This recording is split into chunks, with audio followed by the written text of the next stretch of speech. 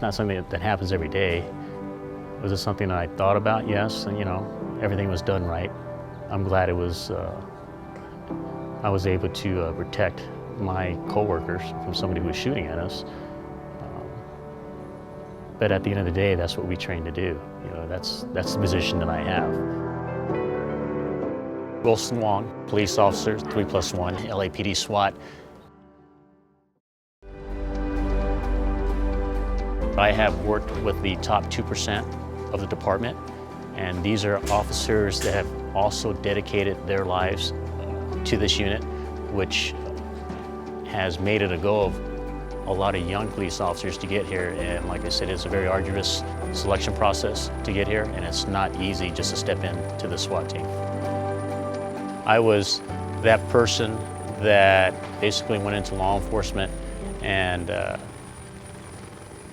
took the tougher jobs. Had 3 years of college, didn't finish college. Wasn't really driven to go in that direction. I was driven more towards working in the outdoors and basically dealing with bad guys. I grew up in a community of a lot of bad people, and I didn't like that. So I put all my efforts into basically coming back and helping others, the community, because you needed that person. You always looked up to police officers to protect you, and I wanted to be that person.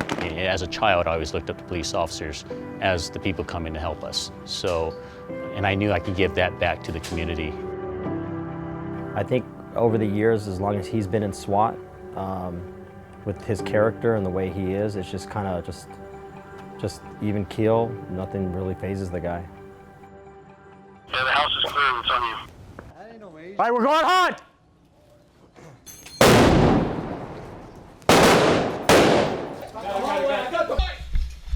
Open door left, Will. Step right, step right. Open door left.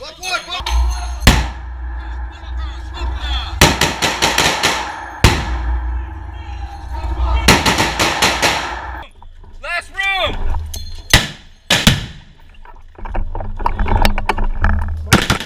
I do this more than anything I've done in my entire life.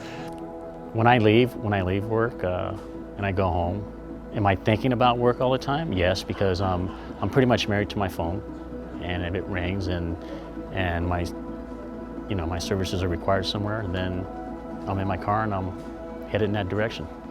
Do I live it 24 hours a day for the last 22 years? Yes, and I'm just used to it.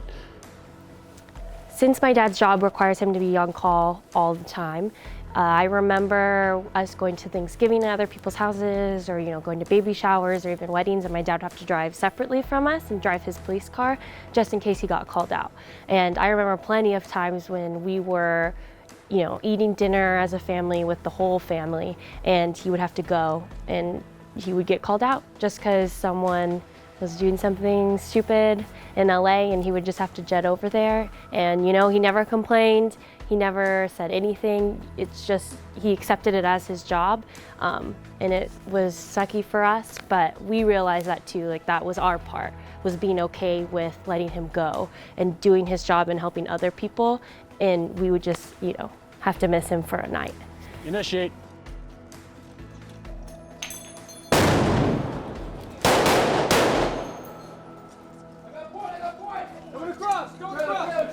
My mother was, she came from China. She worked as a seamstress, and I remember growing up, she worked very hard. Obviously my father at times didn't always help us, and so I always saw my mother, working day in, day out, 6 days a week. And I remember going to her work, watching her and all her friends, she was making dresses. But she did what she had to do, because that was the only thing that she knew how to do. And she never complained about it. She came home, she did, made dinner, she did the dishes, and she was there for us, and I always remember that. She was a hard worker. That's one thing that I'll never forget, because when I come to work, I try to basically apply the same qualities that she had, and just go to work. I tell the guys, my guys here, just go to work, do your job, and there'll be no complaints about anything. My dad is really good at what he does. So I think that it's just in his blood. And if he didn't do it, I don't know what else he would be doing. It's, inspiring to people, and I think that not only it's inspiring people who want to go into law enforcement and do, crazy things like he does, but it's just inspiring that, Asian Americans can come out and do whatever they want to do. SWAT will always be with me for my entire life, and it's something that I dedicated my life to. Even when I leave or retire, I'm always considered a SWAT officer, SWAT operator, or past SWAT officer, and 20 years from now, if I'm still alive, I would probably still consider myself a SWAT operator.